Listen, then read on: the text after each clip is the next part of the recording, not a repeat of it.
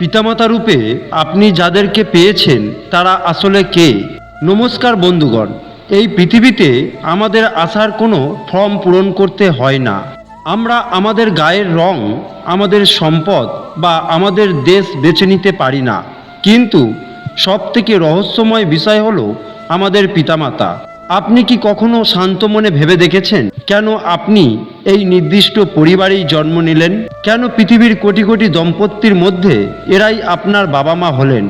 এটি কি কেবলই একটি জৈবিক ঘটনা বা অ্যাক্সিডেন্ট, নাকি এর পিছনে লুকিয়ে আছে কয়েক হাজার বছরের কোনো কার্মিক হিসাব? সনাতন ধর্মের অত্যন্ত গূঢ় গ্রন্থ গরুড় পুরাণ এই প্রশ্নের এমন এক উত্তর দেয় যা শুনলে আপনার গায়ের লোম খাড়া হয়ে যাবে। আজ আমরা জানব আপনার পিতামাতার রূপে আপনি যাদের পেয়েছেন তারা আসলে আপনার জীবনে কেন দেনা পাওনা মেটাতে এসেছেন। এই প্রতিবেদনে আজ জীবনের সবথেকে বড় রহস্যের পর্দাফাঁস হতে চলেছে। তৈরি হয়ে যান এক আত্মিক সত্যের মুখোমুখি হতে। গরুড় পুরাণ মূলত ভগবান বিষ্ণু এবং তার বাহন গরুড় দেবের কথোপকথন। যখন গরুড় দেব জিজ্ঞেস করেছিলেন, প্রভু, জগৎ সংসারে প্রাণীরা কিভাবে একে অপরের সাথে সম্পর্কিত হয়, তখন ভগবান বিষ্ণু মুচকি হেসে বলেছিলেন, হে খগেশ্বর, এই সংসারে কেউ কারোর চেনা নয়, আবার কেউ অচেনা নয়। মানুষ তার কর্মের জালে আষ্টেপৃষ্ঠে জড়িয়ে থাকে।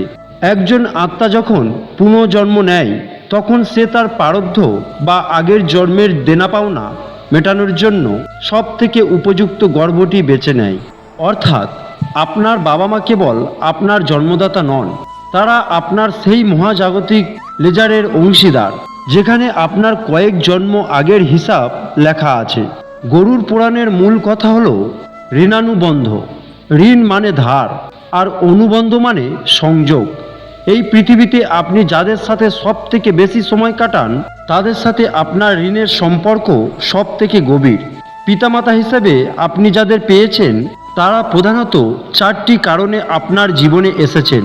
আসুন এই চারটি কারণকেই বিস্তারিতভাবে বিশ্লেষণ করি এবং মিলিয়ে দেখি আপনার জীবনের সাথে কোনটি মিলছে। নাম্বার 1, সেবা ও পুণ্যের ফল। প্রথম প্রকারের পিতামাতা হলেন তারা যাদের সেবা আপনি গত জন্মে নিঃস্বার্থভাবে করেছিলেন। হয়তো গত জন্মে আপনি কোনো অপরিচিত বৃদ্ধের সেবা করেছিলেন, অথবা আপনার পূর্বপুরুষদের প্রতি অত্যন্ত ভক্তিমান ছিলেন। সেই আত্মাগুলো এই জন্মে আপনার পিতামাতা হয়ে আসেন আপনাকে সুখ দিতে। এরা আপনার জন্য জীবনের সব আনন্দ বিসর্জন দিতে রাজি থাকেন। আপনি চাইবার আগেই এরা আপনার প্রয়োজন মিটিয়ে দেন। আপনি যদি এমন পিতামাতা পেয়ে থাকেন যারা আপনাকে ছায়ার মতো আগলে রাখেন, তবে বুঝবেন আপনি গত জন্মে এদের প্রতি কোনো বড় পুণ্য করেছিলেন, যার প্রতিদান তারা এই জন্মে সুদে আসলে ফেরত দিচ্ছেন। নাম্বার 2, পাওনাদার পিতামাতা। এটি একটি কঠিন বাস্তব। গরুড় পুরাণ অনুযায়ী দ্বিতীয় প্রকারের পিতামাতা হলেন আপনার মতো পাওনাদার। হয়তো গত জন্মে আপনি তাদের কোনো সম্পদ আত্মসাৎ করেছিলেন বা তাদের থেকে টাকা ধার নিয়ে শোধ করেননি। এই জন্মে তারা আপনার বাবা মা হয়ে এসেছেন কেবল আপনার থেকে সেই ঋণ ওসুল করতে। আপনি সারা জীবন পরিশ্রম করবেন, টাকা কামাবেন, কিন্তু সেই সব টাকায় খরচ হবে বাবা মায়ের অসুস্থতার পিছনে বা তাদের মর্জি পূরণ করতে। আপনি তাদের সেবা করবেন ঠিকই, কিন্তু বিনিময়ে হয়তো ভালোবাসা বা কৃতজ্ঞতা পাবেন না। তবুও আপনার মন বলবে তাদের জন্য কিছু করতে। আসলে আপনি আপনার অবচেতন মনে সেই পুরনো ঋণ শোধ করছেন। নাম্বার 3, শত্রুরূপে জন্ম। গরুড় পুরাণে এই অধ্যায়টি অত্যন্ত যন্ত্রণাদায়ক। অনেক সময় আমরা দেখি কোনো বাবা মা তার সন্তানকে ঘৃণা করেন বা সন্তানকে চরম অত্যাচার করেন। আবার অনেক সন্তানও বাবা মায়ের সাথে শত্রুর মতো আচরণ করেন। কেন এমন হয়? শাস্ত্র বলছে, যদি গত জন্মে আপনি কারো সাথে চরম শত্রুতা করে থাকেন, কাউকে সর্বশান্ত করে থাকেন বা কারোর মনে গভীর ক্ষোভ তৈরি করে থাকেন, তাহলে সেই আত্মা প্রতিশোধ নিতে আপনার পিতামাতা রূপে জন্ম নিতে পারে।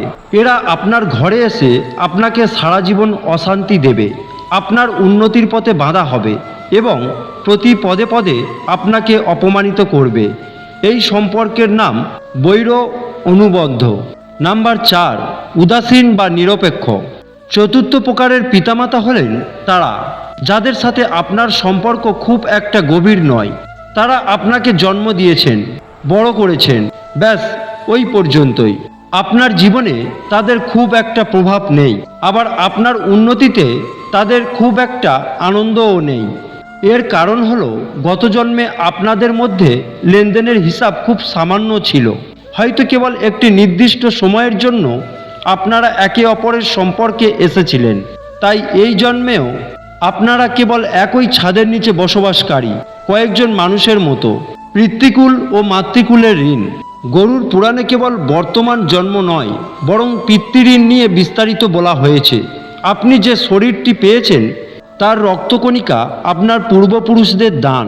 আপনি চাইলে আপনার সম্পদ ত্যাগ করতে পারেন, কিন্তু আপনার শরীর থেকে আপনার বাবা মায়ের অংশ কি কখনো আলাদা করতে পারেন না।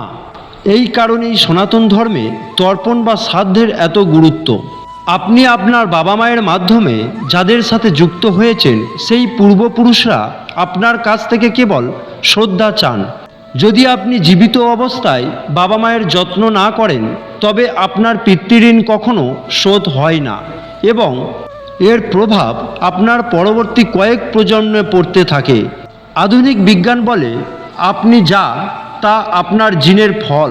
আপনার রাগ, আপনার মেধা, এমনকি আপনার হাসিও আপনার বাবা মায়ের থেকে আসা। বিজ্ঞান একে বলে জেনেটিক কোড।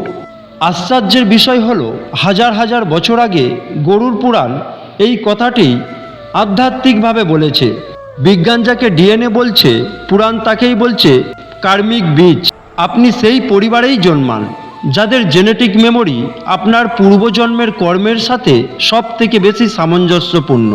অর্থাৎ আপনার স্বভাব আর আপনার বাবা মায়ের স্বভাবের মধ্যে মিল থাকাটা কোনো কাকতালীয় বিষয় নয়, এটি প্রকৃতির এক নিখুঁত ইঞ্জিনিয়ারিং।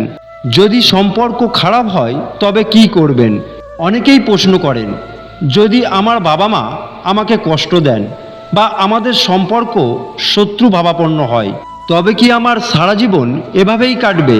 শ্রীকৃষ্ণ এবং গরুর পুরাণ এর সমাধান দিয়েছে। নাম্বার 1, গ্রহণ করা। মেনে নিন যে এটি আপনার প্রারব্ধ। যখন আপনি অভিযোগ করা বন্ধ করবেন তখন সেই ঋণের ভার কমতে শুরু করবে। নাম্বার 2, ক্ষমা। মনে মনে তাদের ক্ষমা করে দিন। ভাবুন যে আমি যদি কিছু অন্যায় করে থাকি তবে এই কষ্টের মাধ্যমে আমি তা শোধ করছি। নাম্বার 3, অধর্ম না করা। তারা যেমনই হন আপনি আপনার ধর্ম পালন করুন।